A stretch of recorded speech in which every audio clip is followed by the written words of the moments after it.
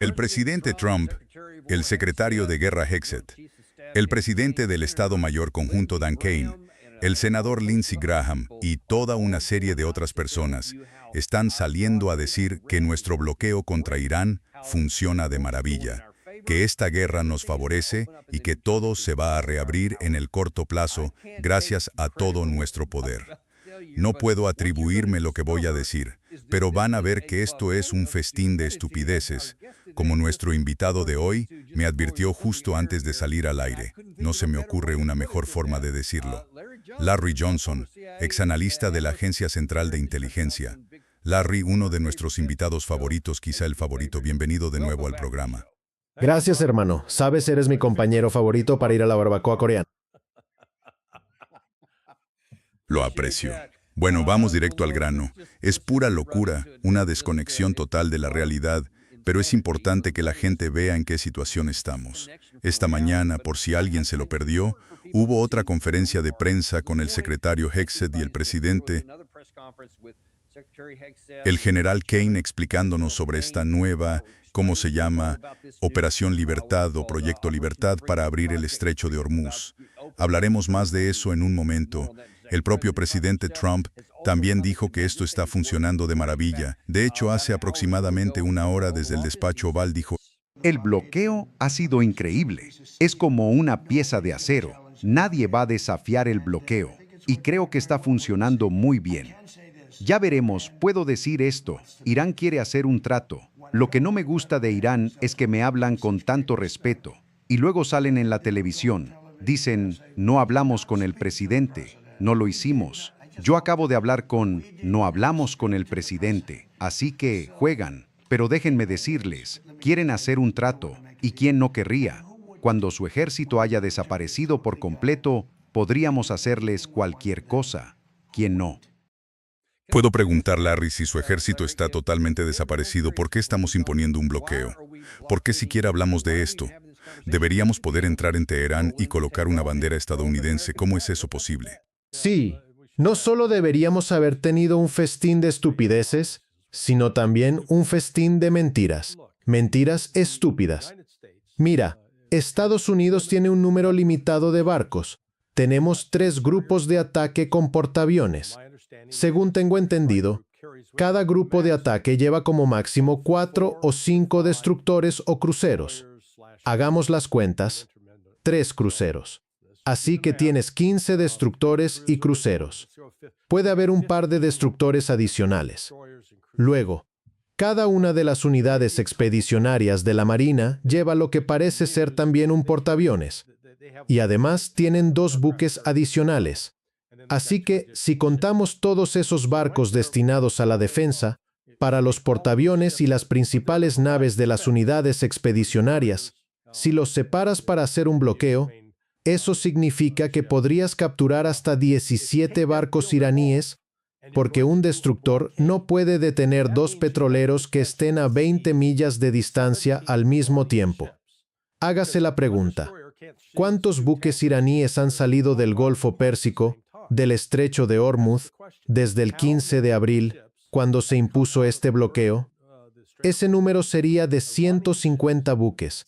Ahora, el procedimiento de abordaje, registro y aprehensión de buques consiste en poner una tripulación de captura a bordo del buque iraní y luego el buque estadounidense que lo interceptó lo acompaña hasta donde lo vayan a llevar.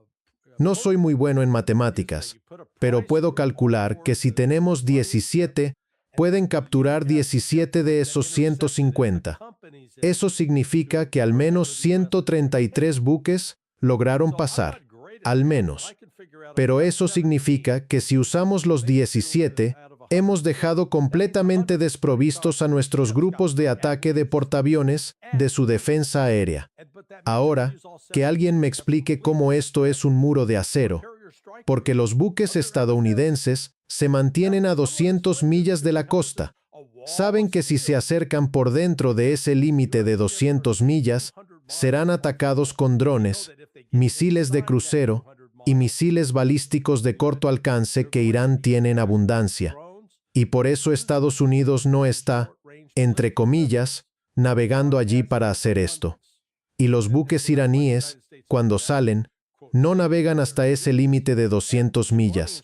Se mantienen, ya sabes, dentro de las 20 millas de la costa. El mar ahí es bastante profundo. Pueden fondearse ahí. Así que este bloqueo es una completa farsa. Es una fachada. Y aquí está Trump inventando una mentira tras otra sobre ello, al igual que Hegseth y Kane. Ahora, como dijo Cade en la conferencia de prensa de esta mañana, les voy a mostrar un clip combinado. Primero el general Kane y luego el secretario Hegseth, donde hablan de una afirmación que está en disputa. Pero la afirmación es que enviamos 2 de nuestros buques de guerra estadounidenses a través del estrecho, hacia el otro lado, pero no está nada claro. Nadie se ha molestado en dar detalles de lo que supuestamente hicieron, porque afirman que no escoltaron a esos 2 buques con bandera estadounidense que supuestamente pasaron ayer.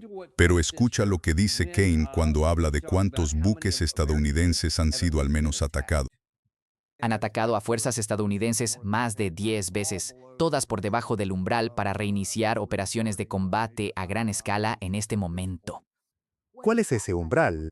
El umbral para reiniciar es una decisión política que está por encima de mi autoridad. Lo que diré es que ahora mismo es fuego de hostigamiento de baja intensidad. Parece que Irán se está agarrando a un clavo ardiendo para intentar algo en el flanco sur. En última instancia, con el alto el fuego, el reloj se detiene. Si se reiniciara, esa sería decisión del presidente.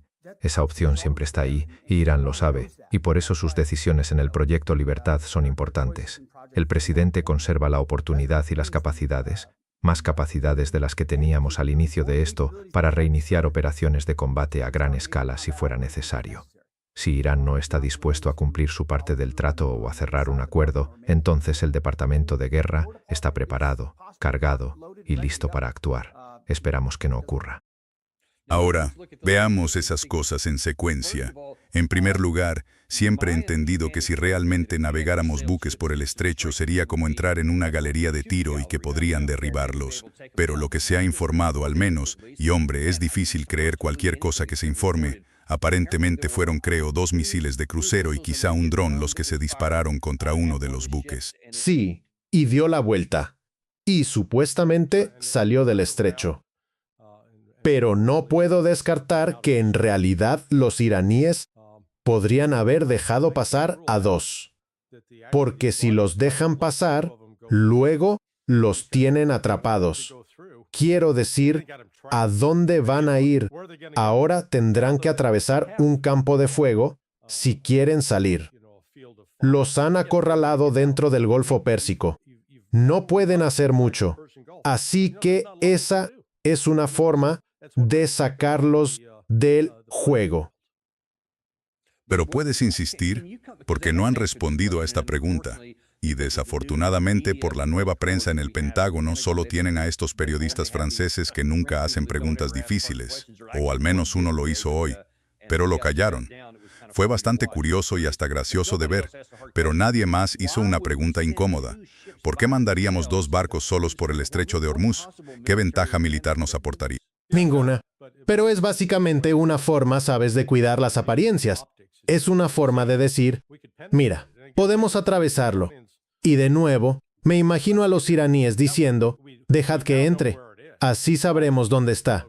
Mucho más fácil de localizar. Y es probable que puedan acoplarles 1 o 2 mini submarinos y en el momento oportuno hacerlos volar. Pero, ya sabes, si los Estados Unidos hicieran eso, sería estúpido, tanto táctica como estratégicamente. Como dije, un festín de estupidez y mentiras. Bueno, sigue. Y miremos la otra mitad de ese clip, donde básicamente el secretario Hegseth dice, estamos listos y preparados para actuar. Y esto coincide con otros reportes anecdóticos y con lo que me han dicho algunas fuentes en la región, que llevamos tiempo listos y preparados. No sabemos qué haríamos, pero estamos ahí, listos. ¿Qué opinas de su afirmación de que están listos y preparados? ¿Y debería Irán temer eso? Bueno, Irán no es nuestro amigo. Son conscientes de que Estados Unidos va a atacar de nuevo. Tengo un amigo bien posicionado financieramente en Dubái. Está bien conectado. Tiene contactos en el gobierno de los Emiratos Árabes Unidos, en el ámbito militar. Y le dijeron sin rodeos que Estados Unidos va a lanzar su ataque. Es un ataque planeado para el 7 de mayo. Ayer pensé, por los movimientos que vimos, los aviones cisterna KC-135 reabasteciendo, el movimiento de los aviones de combate F-35, que habría un ataque inminente. Así que claramente me equivoqué en eso, y no estoy dando consejos financieros. Pero mi amigo parecía bastante seguro de que sus fuentes no estaban especulando a la ligera. Era algo que les habían dicho. Y en la última semana ha habido una movilización en los Emiratos Árabes Unidos. Se han mostrado firmes en su apoyo a Israel.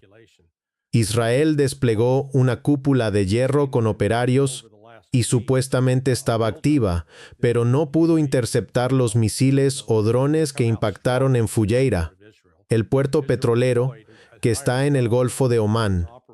Así que está fuera del estrecho de Hormuz. Pero esa era la última salida para que los Emiratos Árabes Unidos pudieran sacar petróleo, unos 1,7 millones de barriles al día. Así que parece que eso ya está cerrado. Entonces, ya sabes, Estados Unidos está listo y preparado. ¿Pero con qué propósito? Vamos a atacar más objetivos dentro de Irán.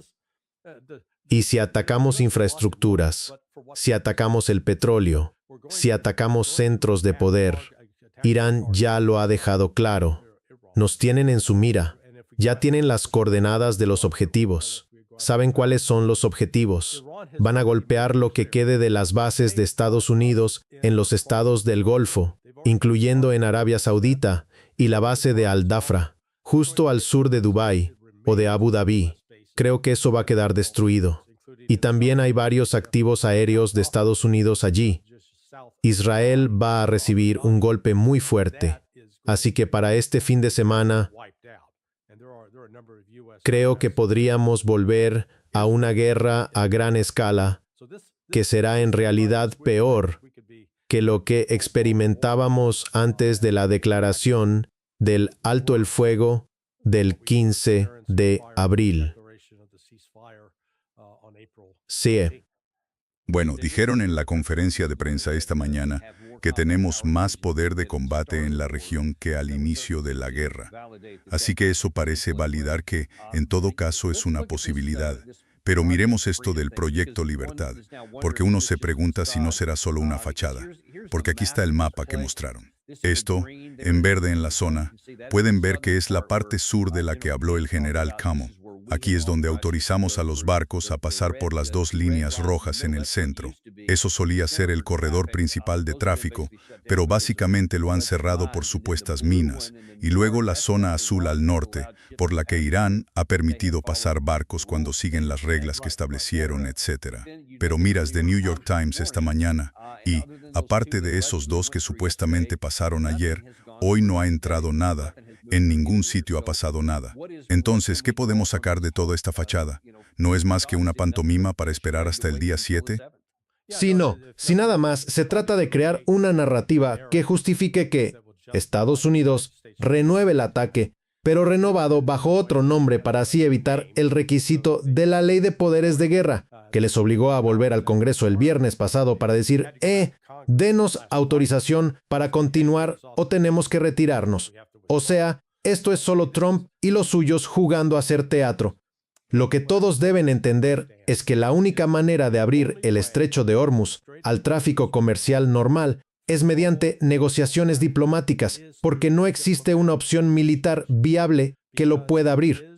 Y dirán, ¿qué sabes, Johnson? ¿Por qué dices eso? Bien, empecemos. Primero, tienes que eliminar las minas, ¿no? Estados Unidos reconoció públicamente que la Marina de los Estados Unidos necesitaría 6 meses, y eso asume que habrá un alto el fuego durante 6 meses para limpiar las minas. Bien, ahí está el problema número 1. Problema número 2, o amenaza número 2. Irán tiene una serie de submarinos que lanzan torpedos. Esos están bajo el agua, no son fáciles de detectar. Número 3, tienen drones submarinos que funcionan como torpedos, pero que se pueden dirigir y guiar. Cuarto, tienen drones de superficie, barcos sin piloto ni tripulación que, como un avión kamikaze, pueden estrellarse contra un buque. Quinto, de hecho tienen los Bockhammers, esas lanchas de alta velocidad equipadas con misiles, normalmente con tripulación de 2 o 3 personas. Además, tienen los drones Gironde convencionales, que creo que tienen un alcance de unas 100 millas. En la costa, tienen misiles de crucero costeros ocultos en cuevas,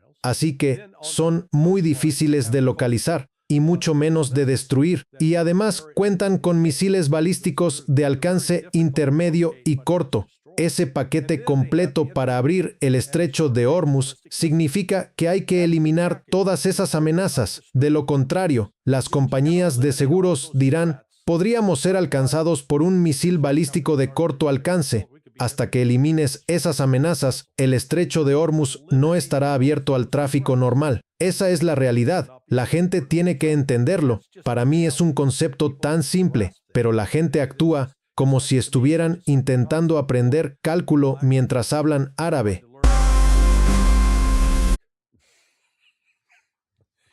Hoy estás que no paras. Perdón, echemos un vistazo a... Bien, ese es tu panorama de toda la situación.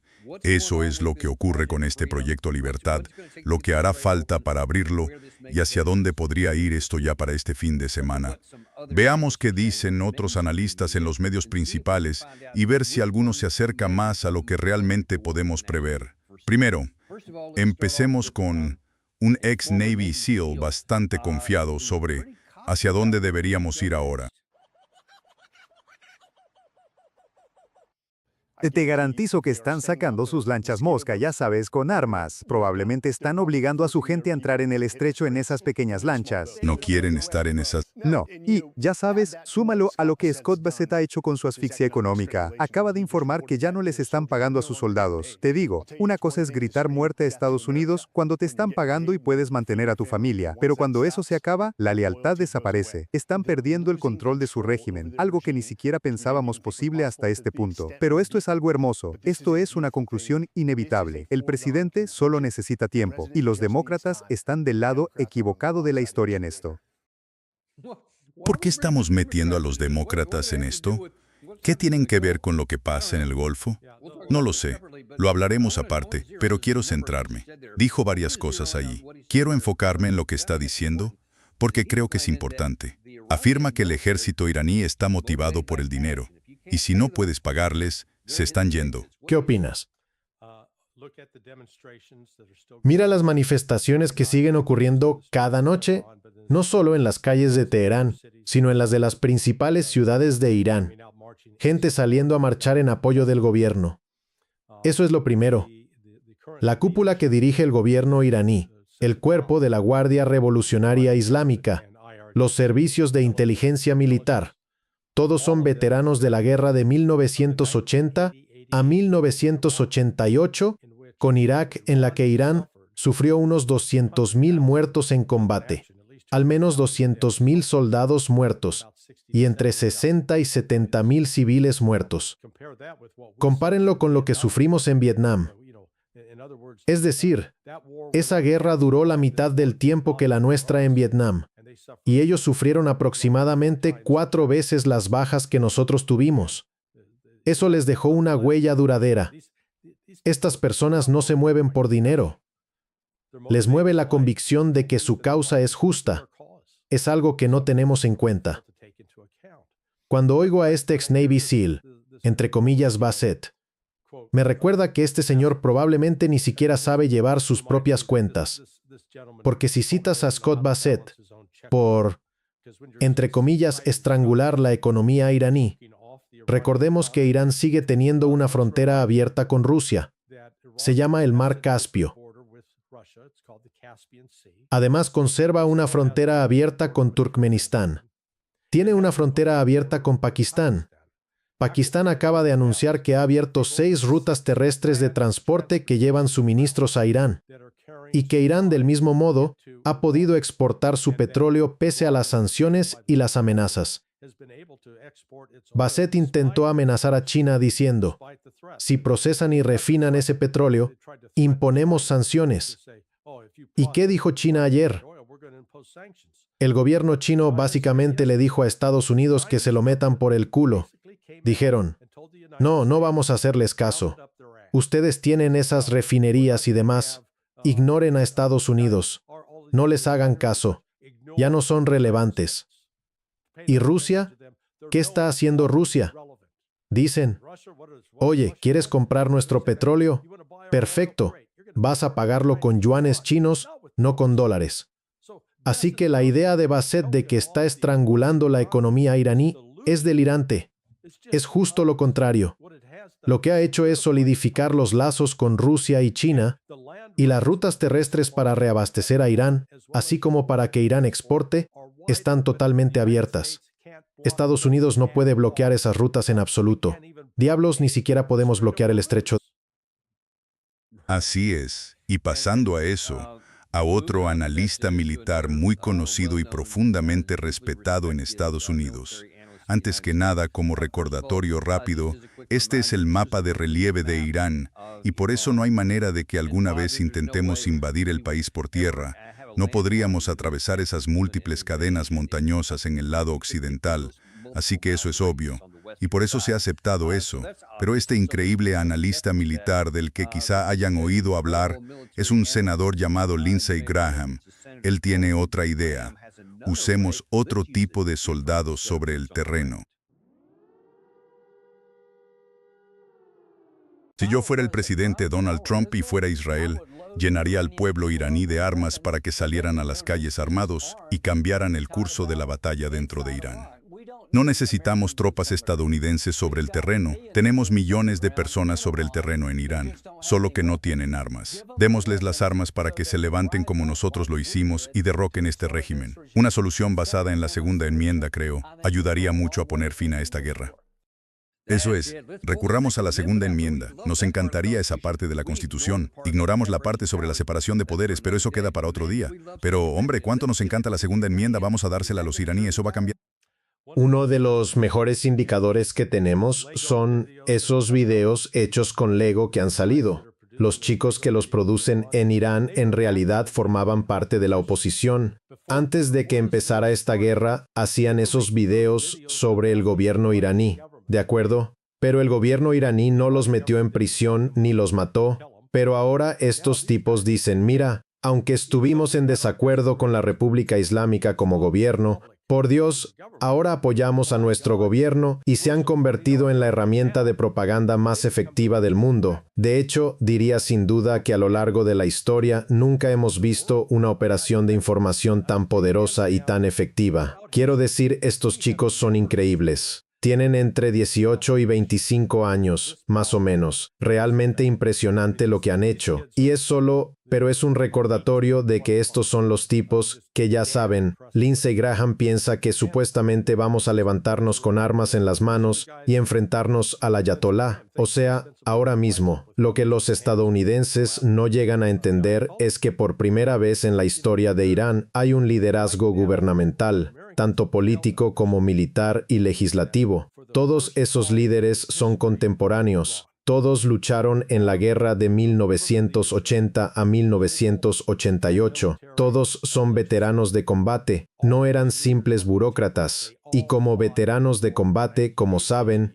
eso deja una huella que te acompaña toda la vida. Y los que lucharon a tu lado en esas situaciones se convierten en hermanos para toda la vida. No son simplemente amigos con los que compartiste una trinchera. Así que ahora mismo Irán está en una posición en la que tiene el gobierno más unificado que jamás ha tenido, y probablemente sea algo positivo, porque enfrenta una amenaza como nunca antes. La guerra de 1980 a 1988 fue una guerra por poder respaldada por Estados Unidos, que la financió, pero no participamos directamente. Ahora ya estamos metidos en esto. Estamos intentando combatirlo y nos estamos dando cuenta de que Estados Unidos, a pesar de sus supuestas gloriosas capacidades navales y terrestres, resulta totalmente inadecuado. No pueden hacer nada aquí. Nos vemos obligados a depender únicamente del poder aéreo y aun eso tiene sus limitaciones.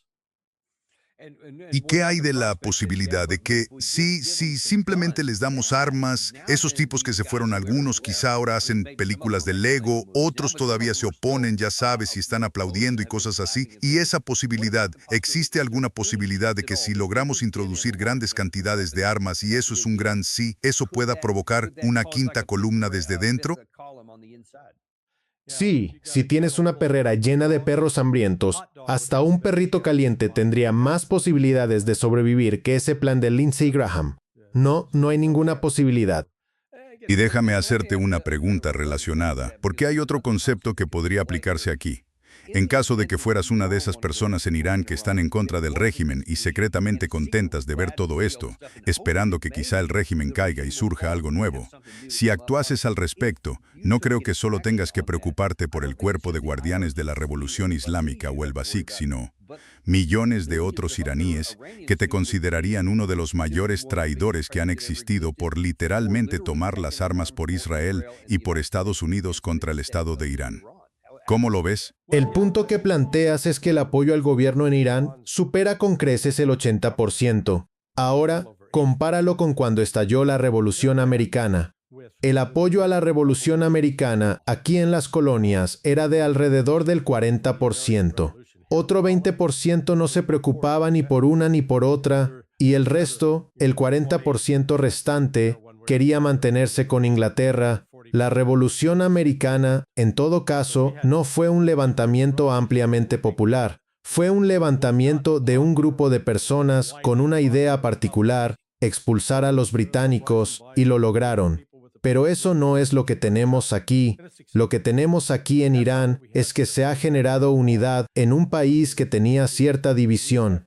Había grupos de oposición que no estaban contentos, pero cuando han sido atacados desde el exterior, eso ha generado una unidad que, de nuevo, Irán no había experimentado en 46 años.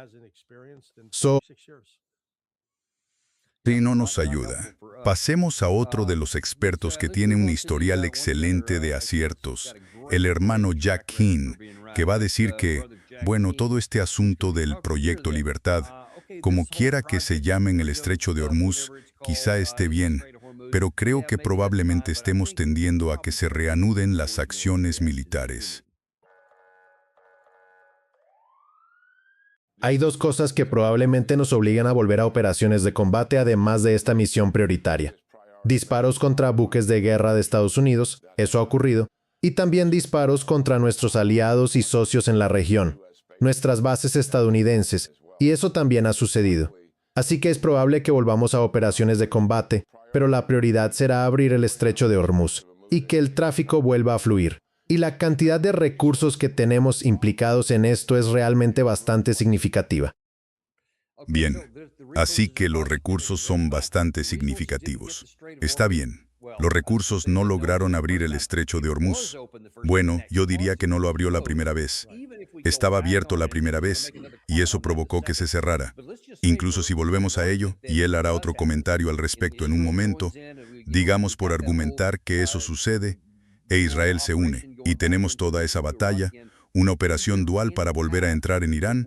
¿Existe alguna forma de obligar a Irán a abrir el Estrecho de Hormuz en contra de su voluntad? No, absolutamente ninguna. Ninguna en absoluto. Como expliqué antes, mientras Irán conserve misiles balísticos de corto y medio alcance y drones, están enterrados bajo tierra. No están en la superficie en lugares fácilmente atacables. Han sido enterrados profundamente bajo tierra. Están ocultos, pero pueden ser lanzados desde el subsuelo y tienen la capacidad de atacar barcos concretos en el Golfo Pérsico. O sea, Jack Keane es un tipo de operaciones terrestres. No tiene ni idea sobre operaciones aéreas y fuegos coordinados. Eso simplemente, ya sabes, no suele ser algo que tenga como mi antiguo jefe del cuerpo de marines. Mostró su sesgo, pero siempre afirmaba, ya sabes, mira, somos mejores que el ejército porque sabemos coordinar el fuego naval con el fuego aéreo y la artillería. Y, ya sabes, puede que sea cierto. Pero el punto es que Keane simplemente no entiende ni aprecia la complejidad y profundidad de la capacidad de Irán para defenderse y evitar que los barcos circulen por el Golfo Pérsico. Es que esto no debería ser un concepto tan difícil, pero, Dios mío, esta gente simplemente lo ignora. Ellos dicen, eso no es nada, lo superaremos. Buena suerte con eso. Yo no quiero estar en ese barco. Y esto ha cambiado por completo lo que Estados Unidos solía poder hacer. Un buen amigo mío fue comandante de la barcaza Hércules, que se desplegó frente a la costa de Bahrein durante las operaciones de escolta de petroleros en 1987. En ese entonces, Irán intentó cerrar el estrecho de Hormuz, intentó cerrar el Golfo Pérsico, pero en realidad solo tenía minas, así que entramos con dragas de minas y las limpiamos. Tenían algunos petroleros que nosotros incautamos, e incautamos un par de barcos que estaban colocando minas. No tenían misiles balísticos de corto alcance, no tenían drones submarinos, de superficie ni aéreos, tampoco tenían misiles balísticos de alcance intermedio ni de corto alcance, no tenían nada de eso. Ahora sí los tienen. Y es un juego totalmente distinto. Y además, no estaban en guerra con nosotros y tampoco querían entrar en una guerra. Correcto.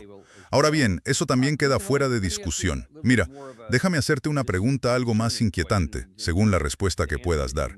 Existe la idea de que todo este asunto de intentar abrir el estrecho, esta pausa y todo lo demás, ha sido solo para rearmarse y prepararse para la siguiente ronda. Y que nunca ha habido intención ni creencia de que podamos abrirlo por la vía diplomática sin aceptar todos los términos de Irán, algo a lo que no estamos dispuestos, y que entonces volver al conflicto ha sido el plan desde el principio.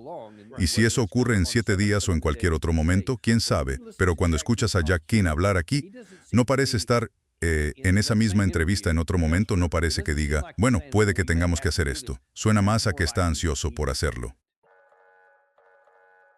Creo que es inevitable que volvamos a las operaciones de combate aquí, operaciones de combate israelíes a toda máquina.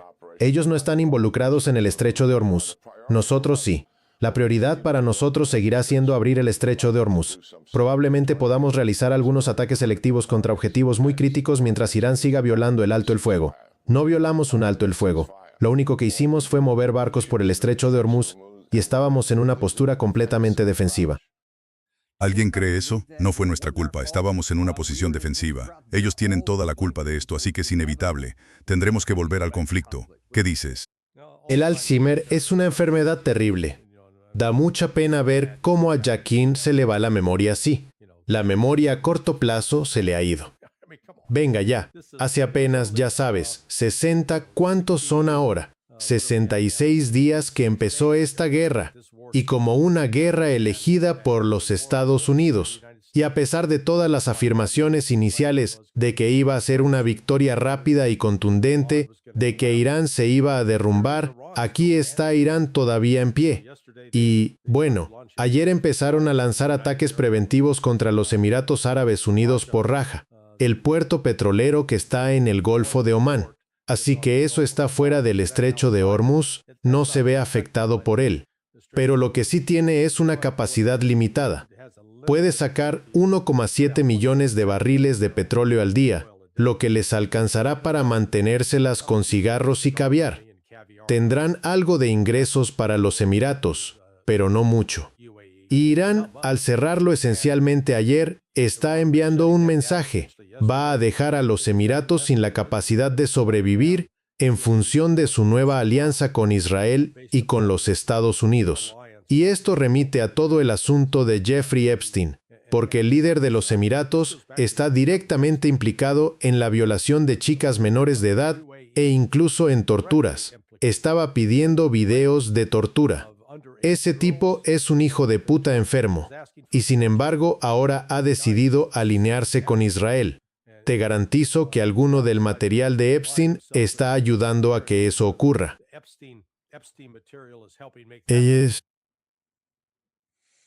Bueno, eso no es nada bueno para la paz y la estabilidad en la región, ni para todos los demás en el mundo que dependen del libre flujo de energía que sale de allí. Pero él es el único que parece pensar que la guerra es inevitable.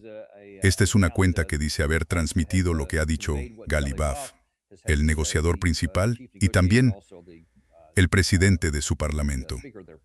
Dijo que es necesario mantener el estrecho de Hormuz cerrado y evitar que destructores de los Estados Unidos pasen por allí. Que eso ha hecho inevitable el conflicto entre Irán y los Estados Unidos. Esa misma palabra, el enfrentamiento principal, se llevará a cabo con el régimen israelí, ya sea Jack King, ya sea la observación sobre el terreno, ya sea algo que oíste de alguien en los Emiratos o de Galibaf. Parece que todo el mundo está diciendo que no hay otra salida. Vamos a volver a una guerra caliente. Sí, sí, debería. De nuevo, esta es otra guerra elegida por los Estados Unidos. Hay un camino, hay una vía negociada abierta, ya sabes. Ron lo ha dejado muy claro, pero Irán en esa negociación no va a vender su alma, no va a rendir su soberanía. Irán en los últimos 46 años ha estado en una lucha precisamente para preservar y expresar su soberanía, y los esfuerzos combinados del Occidente han intentado hacer todo lo posible para socavar eso. Pero ahora Irán, al bloquear el estrecho de Hormuz, de repente ha descubierto que tenemos un poder que nunca supimos que teníamos, y no tienen miedo de usarlo. Y en el proceso están respaldados por Rusia y por China, con el anuncio chino de hace 2 días de que, de ahora en adelante, ninguna de las empresas que enfrenta amenazas de sanciones por parte de los Estados Unidos debe hacer caso a esas sanciones. Que no hagan caso a los Estados Unidos, que no les presten atención. Esto es poco característico. Fue, si quieres, un lenguaje poco diplomático por parte de los chinos. Es la esencia de que les están levantando el dedo medio a Donald Trump y diciéndole, cómete esto, hombre naranja. Así que creo que tanto Rusia como China reconocen que esto es, en cierto modo, una amenaza existencial para ellos también, que son los esfuerzos de un imperio moribundo por parte de los Estados Unidos, intentando aferrarse a la dominación que ha disfrutado, pero el mundo ya ha seguido adelante. Me encontré con una estadística interesante hoy, que me dejó boquiabierto. Compara los 10 principales bancos del mundo en 2000 con los 10 de hoy. En 2000, el banco número 1 era el banco alemán Deutsche Bank. El número 2 era el Banco de París, en Francia. Luego había 5 bancos japoneses. 5. Así que controlaban el 50% de los 10 bancos principales del mundo en términos de activos en 2000. Ahora, pasemos rápidamente a 2025. Los 4 primeros, 1, 2, 3, 4, son chinos. Solo queda un banco japonés en esa lista. El banco alemán ya no está en esa lista. Esto significa que en los últimos 25 años, el centro financiero del mundo se ha trasladado desde Europa y Japón hacia China. China ahora está en la cima del mundo. Hay 2 bancos de Estados Unidos entre los 10 primeros. Luego hay uno del Reino Unido, uno de Francia y uno de Japón. Otra vez, en solo 25 años, hemos visto este cambio tan drástico, y los chinos no se están echando atrás en absoluto. Reconocen que tienen el poder económico. Y ahora que Rusia le dice al mundo, oye, si vas a comprar petróleo, ya no aceptamos dólares, aceptamos yuanes chinos. De repente, la primacía del dólar se ha ido. Así que esa es una de las consecuencias que están surgiendo de esto. Y el otro factor principal en juego es económico. Los efectos de privar al mundo del 20% de su suministro de petróleo, del 25% de su suministro de gas natural licuado, privarlo de el 35% de sus fertilizantes, privarlo también de helio y ácido sulfúrico, elementos importantes para producir otros artículos como los chips de computadora. Todavía no hemos hecho frente al impacto completo de esa escasez. La escasez está ahí. Y los mercados, en gran medida, han fingido que esto no es real, esto se arreglará solo. No, no se va a arreglar de la noche a la mañana. Incluso, si digamos hoy o mañana llegaran a un acuerdo y dijeran, oye, la guerra acabó, todo está abierto, todo vuelve a la normalidad. Tardará al menos un año en volver a la normalidad. Y esto es lo que dijo el presidente Trump esta mañana. Su rueda de prensa lo hizo retroceder un poco, creo que fue 107, 108, creo, el cierre de ayer. A ver si fue 112. Perdón, subió hasta 112 ayer, cerró en 109. Sí, en realidad cerró en 109, y ahora que ha caído a 1. Y entonces el mercado parece decir, oh, genial, todo está bien ahora, debemos estar yendo en la dirección correcta. Pero como señalaste, primero, nada ha cambiado. No han pasado barcos. Así que todo esto ha sido puras palabras. Eso es todo. No hay nada concreto sobre el terreno. Y uno se pregunta cuánto tiempo más podrá seguir esto con este tipo de ficción. Y eso alimentado. Déjenme mostrarles algo que el presidente Trump también dijo ayer, a lo que supongo que la gente todavía está prestando atención, porque esto realmente no es una guerra. Es más bien una mini guerra. Tenemos una guerra ahora mismo y el invierno. ¿Qué? 6 semanas. Dicen, ¿por qué está tardando tanto? Estuvimos en Vietnam 19 años. Estuvimos en Irak durante años. Muchos años. 10 años. 12 años. Nuestro país está en auge ahora, a pesar de que estamos en una, yo lo llamo una mini guerra, porque eso es todo lo que son. Ya no tienen armada, piénsalo. Tenían 159 barcos. ¿Cuántos les quedan, Kelly? De los 159, adivina, es muy lista. El país está en auge ahora, y entonces el mercado dice, perfecto. Mientras siga en auge, genial. Sigamos viviendo como si todo estuviera bien. Pero no es así. Quiero decir, ¿qué entiendes tú, como exanalista de la Agencia Central de Inteligencia, sobre cuándo esto empezará a tener consecuencias que ya no se puedan encubrir? Te doy un dato que salió esta semana. Ejecuciones hipotecarias en Estados Unidos se dispararon a su nivel más alto en 6 años en el primer trimestre de 2026. Eso significa que ahora, en un periodo de 6 años, desde 2020, es el más alto desde la pandemia de COVID. Se ha registrado el mayor número de ejecuciones hipotecarias. Eso significa que personas y empresas no están pagando sus hipotecas. Están perdiendo propiedades que supuestamente eran suyas o tienen que abandonarlas porque no pueden hacer los pagos. Eso es solo un aspecto. El número de despidos está aumentando.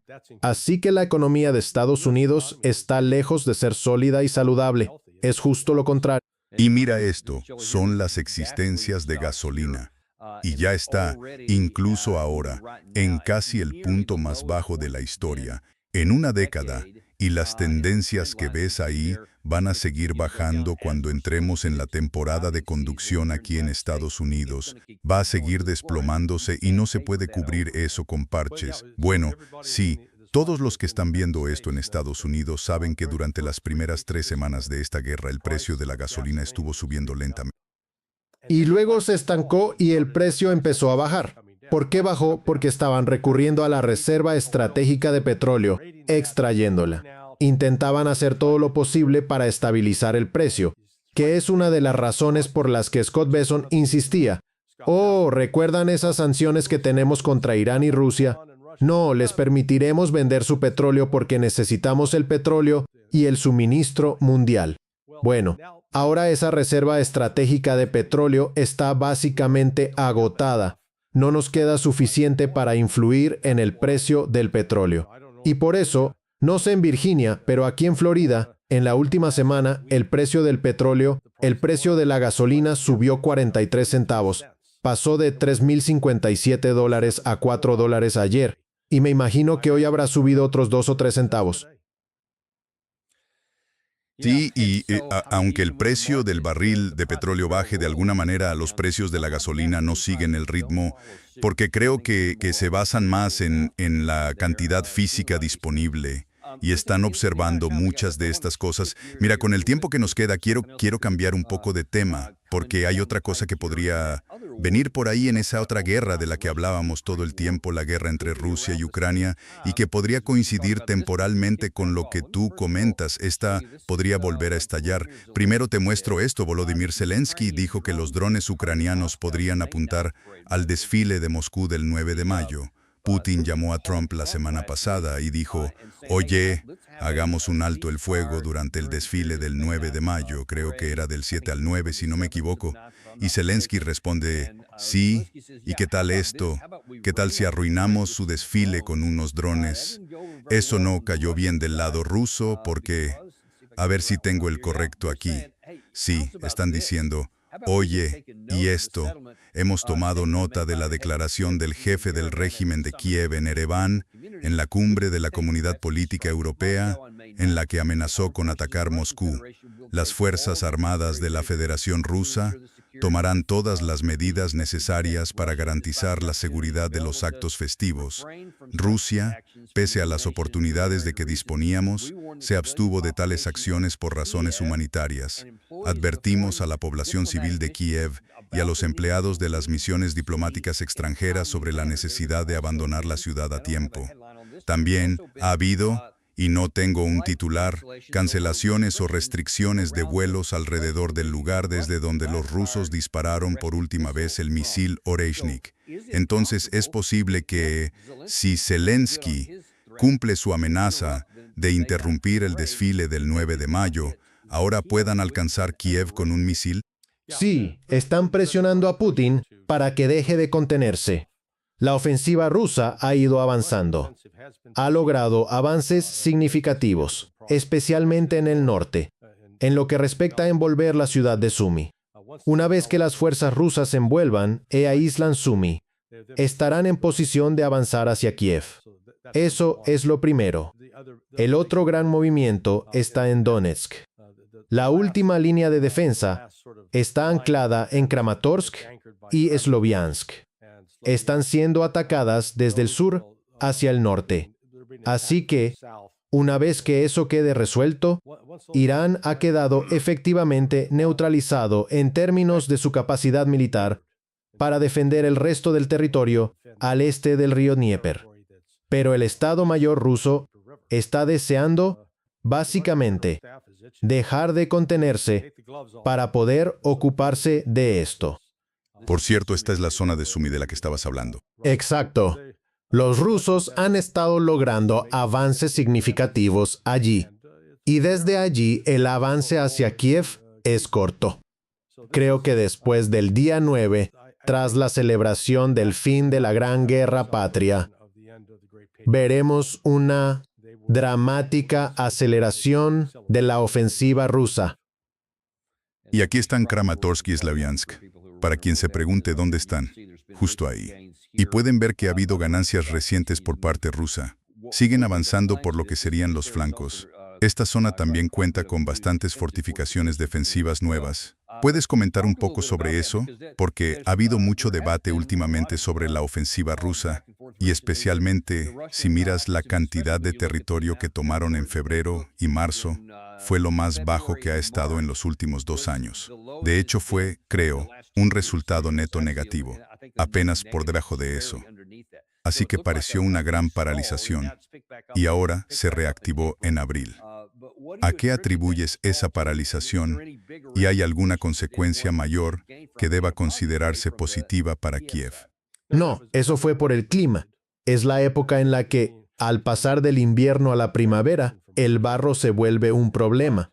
Eso fue todo. Así que, otra vez intentan descartarlo diciendo, vaya, Rusia está contra las cuerdas. La evidencia es que todavía no hemos visto a Ucrania poder recuperar el territorio que Rusia ha capturado y mantenerlo. Han tenido un par de casos en que hicieron una incursión en una zona, las fuerzas rusas se retiraron temporalmente y luego regresaron. Como bien sabes por tu propia experiencia, si no puedes tomar y sostener territorio, y el problema de Ucrania es que le falta artillería, le faltan reservas de personal entrenado. Lo único que tiene a su favor son los drones, y Rusia está desarrollando buenas contramedidas contra ellos. Y aparte de eso, no tienen reservas de personal y en particular reservas de personal entrenado. Así que la gente no para de hablar del factor tiempo en Occidente. No oí a ninguno de esos decir que Estados Unidos estuvo 20 años en Afganistán y no logró controlar ese territorio. Fracasó. Rusia está teniendo éxito. Están limitando. Comparen el número de pérdidas rusas muy bajas, porque una de nuestras prioridades es que queremos continuar esta guerra, pero vamos a minimizar las bajas civiles y vamos a minimizar las pérdidas entre nuestros propios soldados. Entonces, ¿preferirías estar bajo el mando de alguien que no se preocupa si vives o mueres en un asalto, o de alguien que dice, oye, vamos a organizar esta operación para no gastar vidas innecesariamente? Eso es lo que está pasando. Y vamos a verlo, que ya estamos un poco justos de tiempo. Veamos la parte de Kiev, porque Zelensky debe estar bajo una enorme presión por la guerra que tenemos en Oriente Medio. Además, tanto Estados Unidos como Israel están usando muchos de los mismos tipos de sistemas de armas y en particular de misiles, especialmente interceptores, que él quiere allí. Y toda esa idea de los misiles tácticos de ataque de largo alcance y demás, olvídala. No les vamos a dar ninguno de esos, aunque lo hubiéramos considerado. Aquí seguimos gastando muchos de esos, y nuestras reservas siguen disminuyendo. Si vienen dificultades económicas, Europa, que comprometió $90.000 millones como préstamo a Ucrania, veremos si eso se concreta. Pero luego tienes a los rusos avanzando, y a Zelensky aquí. Parece que quiere. No sé si es solo para mantenerse en los titulares. Pero, ¿qué probabilidad crees que hay de que realmente lo haga? ¿Y qué ganaría atacando Moscú durante el desfile del 9 de mayo? Se aseguraría una muerte rápida. No duraría mucho si hiciera eso. Ese fue el mensaje que salía del Ministerio de Defensa cuando dijeron que iban a atacar. Hasta ahora han dejado intactos los ministerios del gobierno en Ucrania y en Kiev. No los han destruido. Si lanzaran ese tipo de ataque, porque sería en la Plaza Roja, sería contra el Kremlin. Ese es en realidad el corazón simbólico de Rusia. Entonces los rusos dejarían de contenerse. Así que, bueno, adelante, inténtalo. Lo más probable es que los sistemas de defensa aérea rusos derriben la mayor parte de los drones que se lancen. Algunos podrían pasar, provocarían algunos daños. Eso no sería devastador, pero sería muy simbólico. El simbolismo sería enorme, y entonces Zelensky habría cruzado la línea. De esa ala. ¿Crees que Zelensky podría estar pensando, no sé cómo llegaría a esa conclusión, pero sería algo como, no voy a golpearles en el corazón en su noche principal, no solo para arruinarles el desfile, sino para mostrarles a los rusos que no pueden ganar, que esto tiene un costo, y hacer que se vuelvan contra la guerra? No sé, algo así, porque lo único que puedo pensar racionalmente, si los rusos ya se quejan de que Putin no es lo bastante duro, y uno de esos drones se colara con todo lo que implica, hablas del simbolismo. Me imagino que eso enfurecería a cada ruso, como nos enfureció a nosotros el 11 de septiembre cuando los aviones impactaron las Torres Gemelas. ¿Cómo ves esas dos dinámicas? Bueno, sí. Entonces, déjame darte un ejemplo de Sergei Karganov.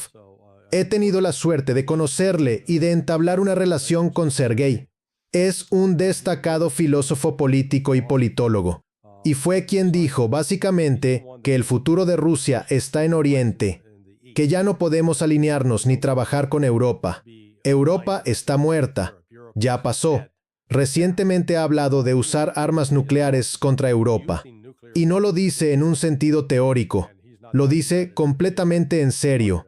Porque dice, Europa está fabricando estos drones que atacan territorio ruso y matan a rusos. Ha llegado el momento de castigarlos, hacer que paguen un precio. Así que no es un personaje marginal dentro del espectro político y militar ruso. Política. Es, en cierto modo, una figura central. Cuando alguien como Sergei adopta esa postura, y creo que también la comparte Medvedev, que es el jefe del Consejo de Seguridad Nacional.